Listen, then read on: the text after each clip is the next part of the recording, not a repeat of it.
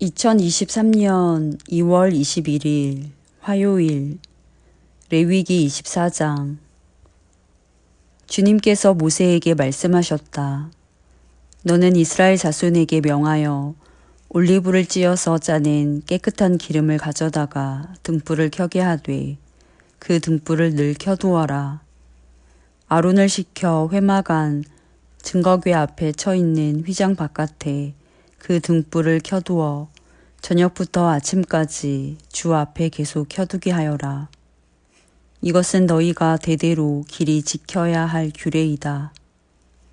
아론은 주 앞에서 순금 등잔대 위에 그 등불을 늘 켜두어야 한다.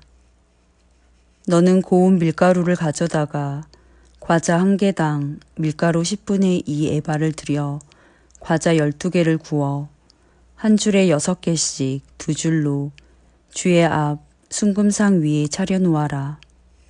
그리고 각 줄에 하나씩 순전한 향을 얹어라. 이 향은 과자 전부를 바치는 정성의 표시로 주에게 살라 바치는 제물이 된다. 안식일이 올 때마다 아론은 이스라엘 자손을 대신하여 이 음식을 주 앞에 늘 차려놓아야 한다.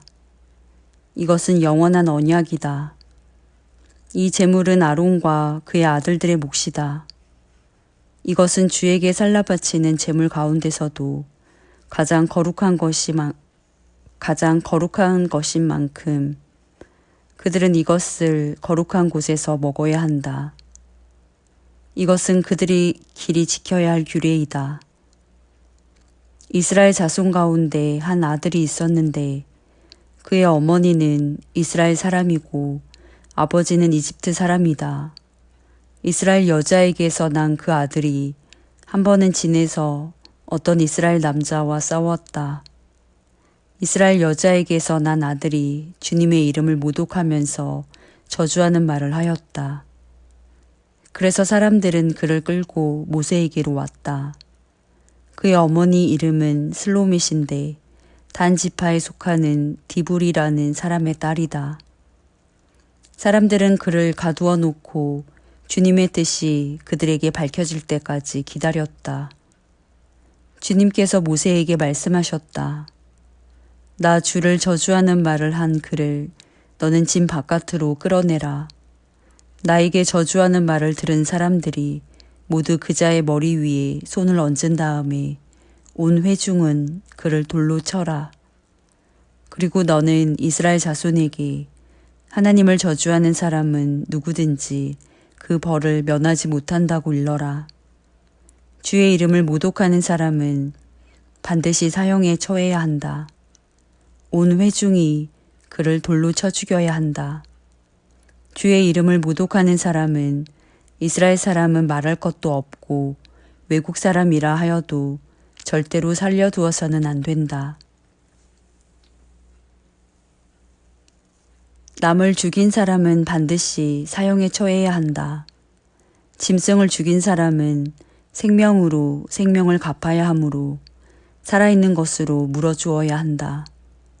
자기 이웃에게 상처를 입혔으면 피해자는 가해자가 입힌 만큼 그 가해자에게 상처를 입혀라. 부러뜨린 것은 부러뜨린 것으로, 눈은 눈으로, 이는 이로 갚아라. 상처를 입힌 사람은 자기도 그만큼 상처를 받아야 한다. 남의 짐승을 죽인 사람은 그것을 물어주어야 하고 사람을 죽인 사람은 반드시 사형에 처해야 한다. 이 법은 이스라엘 사람에게는 말할 것도 없고 함께 사는 외국 사람에게도 같이 적용된다. 나는 주 너희의 하나님이다. 모세가 이렇게 이스라엘 자손에게 말을 전하니 사람들은 주님을 저주한 그를 진 바깥으로 끌어내서 돌로 쳐 죽였다. 이렇게 이스라엘 자손은 주님께서 모세에게 명하신 그대로 하였다. 레위기 25장. 주님께서 시내산에서 모세에게 말씀하셨다. 너는 이스라엘 자손에게 말하여라. 그들에게 다음과 같이 일러라. 내가 너희에게 주기로 한 그 땅으로 너희가 들어가면 나 주가 쉴 때에 땅도 쉬게 하여야 한다. 6해 동안은 너희가 너희 밭에 씨를 뿌려라. 6해 동안은 너희가 포도원을 가꾸어 그 소출을 거두어라. 그러나 7째 해에는 나 주가 쉼으로 땅도 반드시 쉬게 하여야 한다. 그 해에는 밭에 씨를 뿌려도 안 되며 포도원을 가꾸어도 안 된다. 거둘 때에 떨어져 저절로 자란 것들은 거두지 말아야 하며 너희가 가꾸지 않은 포도나무에서 저절로 열린 포도도 따서는 안 된다. 이것이 땅의 안식년이다. 땅을 이렇게 쉬게 해야만 땅도 너희에게 먹거리를 내어줄 것이다. 너뿐만 아니라 남종과 여종과 품꾼과 너와 함께 사는 나그네에게도 먹거리를 줄 것이다. 또한 너의 가축도 너의 땅에서 사는 짐승까지도 땅에서 나는 모든 것을 먹이로 얻게 될 것이다. 안식년을 7번 세어라. 7년이 7번이면 안식년이 7번 지나 49년이 끝난다. 7째 달 열흘날은 속죄일이니 너희는 뿔 나팔을 크게 불어라. 나팔을 불어 너희가 사는 온 땅에 울려 퍼지게 하여라. 너희는 50년이 시작되는 이 해를 거룩한 해로 정하고 전국의 모든 거민에게 자유를 선포하여라. 이 해는 너희가 희년으로 누릴 해이다. 이 해는 너희가 유산 곧 분배받은 땅으로 돌아가는 해이며 저마다 가족에게로 돌아가는 해이다. 50년이 시작되는 해는 너희가 희년으로 지켜야 하는 해이다. 희년에 씨를 뿌리지 말고 저절로 자란 것을 거두어서도 안 되며 너희가 가꾸지 않은 포도나무에서 저절로 열린 포도도 따서는 안 된다. 그 해는 희년이다. 너희는 그 한 해를 거룩하게 보내야 한다. 너희는 밭에서 난 것을 먹게 될 것이다. 이렇게 희년이 되면 너희는 저마다 유산, 곧 분배받은 땅으로 돌아가야 한다. 너희가 저마다 제 이웃에게 무엇을 팔거나 또는 이웃에게서 무엇을 살 때에는 부당하게 이익을 남겨서는 안 된다. 내가 내 이웃에게서 밭을 사들일 때에는 희년에서 몇 해가 지났는지를 계산하여야 한다. 파는 사람은 앞으로 그 밭에서 몇 번이나 더 소출을 거둘 수 있는지 그 횟수를 따져서 너에게 값을 매길 것이다. 소출을 거둘 횟수가 많으면 너는 값을 더 치러야 한다. 희년까지 남은 횟수가 얼마 되지 않으면 너는 값을 깎을 수 있다. 그가 너에게 실제로 파는 것은 거기에서 거둘 수 있는 수확의 횟수이기 때문이다. 너희는 서로 이웃에게서 부당하게 이익을 남기려고 해서는 안 된다. 너희는 하나님 두려운 줄을 알아야 한다. 나는 주 너희의 하나님이다. 그러므로 너희는 내가 세운 규례를 따라서 살고 내가 명한 법도를 지켜서 그대로 하여야 한다. 그래야만 그 땅에서 너희가 안전하게 살 수 있을 것이다. 땅은 소출을 낼 것이고 그것으로 너희가 넉넉히 먹을 수 있을 것이며 거기에서 안전하게 살 수 있을 것이다. 7째 해에는 씨를 뿌려도 안 되고 소출을 거두어 들여도 안 된다면 그 해에 우리는 무엇을 먹을까 하고 너희는 물을 것이다. 그러나 6째 해에 내가 너희에게 복을 베풀어 새해 동안 먹을 소출이 그 한 해에 나게 하겠다. 8째 해 곧 너희가 다시 씨를 뿌리는 그 해에 너희는 묵은 곡식을 먹을 것이다. 9째 해가 되어서 해곡식이 날 때까지 너희는 묵은 곡식을 먹을 것이다. 땅을 아주 팔지는 못한다. 땅은 나의 것이다. 너희는 다만 나그네이며 나에게 와서 사는 임시 거주자일 뿐이다. 너희는 유산으로 받은 땅 어디에서나 땅 무르는 것을 허락하여야 한다. 내 친척 가운데 누가 가난하여 그가 가진 유산으로 받은 땅의 얼마를 팔면 가까운 친척이 그 판 것을 물을 수 있게 하여야 한다. 그것을 물을 친척이 없으면 형편이 좋아져서 판 것을 되돌려 살 힘이 생길 때까지 기다려야 한다. 판 땅을 되돌려 살 때에는 그 땅을 산 사람이 그 땅을 이용한 횟수를 계산하여 거기에 해당하는 값을 빼고 그 나머지를 산 사람에게 치르면 된다. 그렇게 하고 나면 땅을 판 그 사람이 자기가 유산으로 받은 그 땅을 다시 차지한다.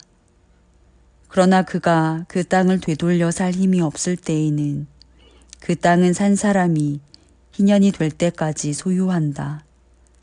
희년이 되면 땅은 본래의 임자에게 되돌아간다.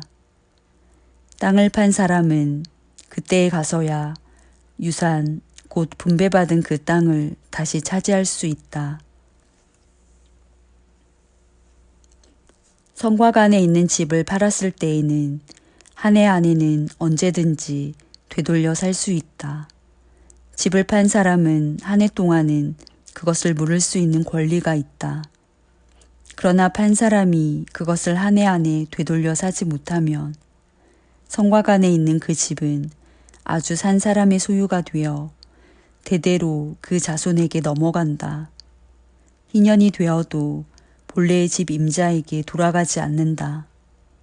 그러나 성곽이 없는 마을에 지은 집은 그것들을 토지와 같이 여겨 판 사람이 언제든지 물을 수 있고 되돌려 살 힘이 없을 때에는 희년이 될 때까지 기다렸다가 본래의 임자가 그것을 다시 차지한다. 그러나 레위 사람의 성읍, 곧 그들이 유산으로 받은 성읍 안에 있는 집은 그렇지 않다. 레위 사람은 성읍 안에 있는 집을 팔았어도 언제든지 그것을 다시 물을 수 있다.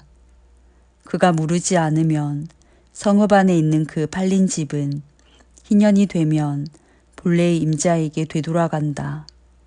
레위 사람의 성읍 안에 있는 집은 이스라엘 자손이 레위 사람의 유산으로 준 것이기 때문이다. 레위 사람의 성읍에 딸린 땅도 또한 영원히 레위 사람의 유산이기 때문에 팔 수 없다. 너희 동족 가운데 아주 가난해서 도저히 자기 힘만으로는 살아갈 수 없는 사람이 너희의 곁에 살면 너희는 그를 돌보아 주어야 한다. 너희는 그를 나그네나 임시 거주자처럼 너희와 함께 살도록 하여야 한다. 그에게서는 이자를 받아도 안 되고 어떤 이익을 남기려고 해서도 안 된다. 너희가 하나님 두려운 줄을 안다면 너희의 동족을 너희의 곁에 데리고 함께 살아야 한다. 너희는 그런 사람에게 이자를 받을 목적으로 돈을 꾸어주거나 이익을 볼 셈으로 먹거리를 꾸어주어서는 안 된다.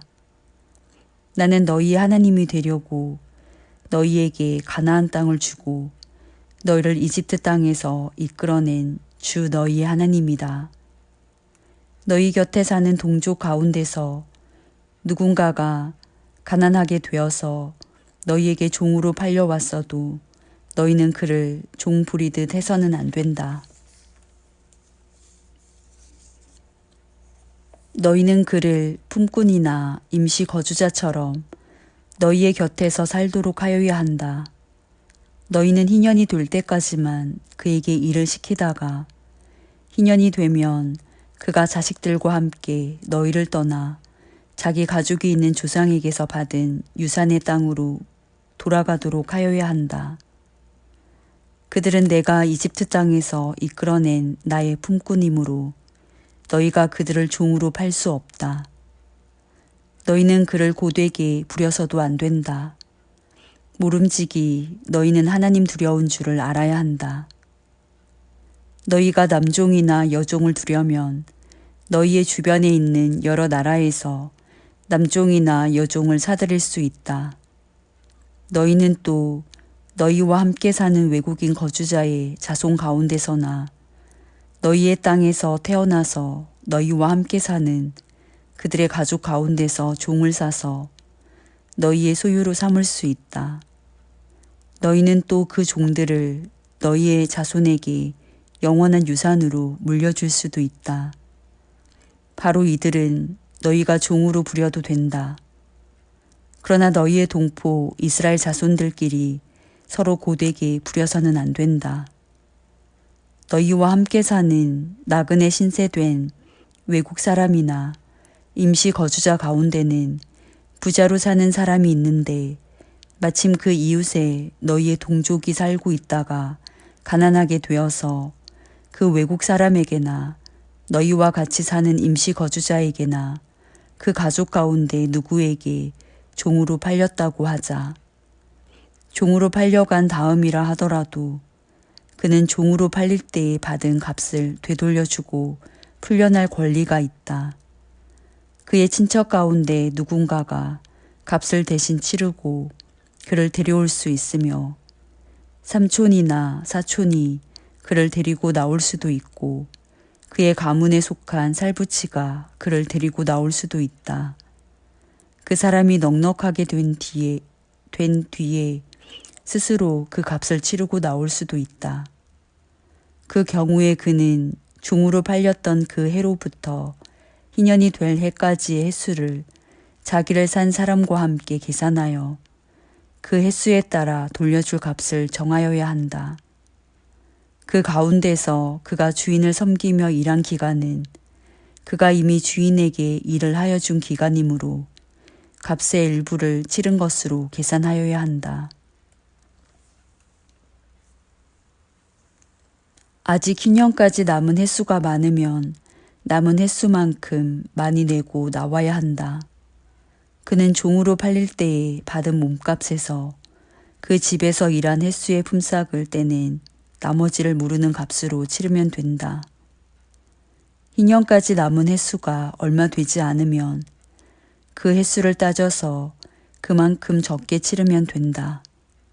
이때에도 그는 일한 횟수와 남은 횟수를 자기를 종으로 산 주인과 함께 계산하여 모르는 값을 정하여야 한다. 주인은 그를 해마다 고용하는 것으로 하고 그를 품꾼으로 대접하여야 한다. 어떤 주인이라도 그 종을 심하게 부려서는 안 된다. 위에서 말한 여러 방법 가운데 어느 하나로도 풀려날 길이 없다 하더라도 희년이 되면 그는 풀려날 수 있다. 자기만이 아니라 자식들도 그와 함께 풀려난다. 이스라엘 자손은 나에게 속한 나의 품꾼이기 때문이다. 그들은 내가 이집트 땅에서 이끌어낸 나의 품꾼이다. 내가 주 너희의 하나님이다.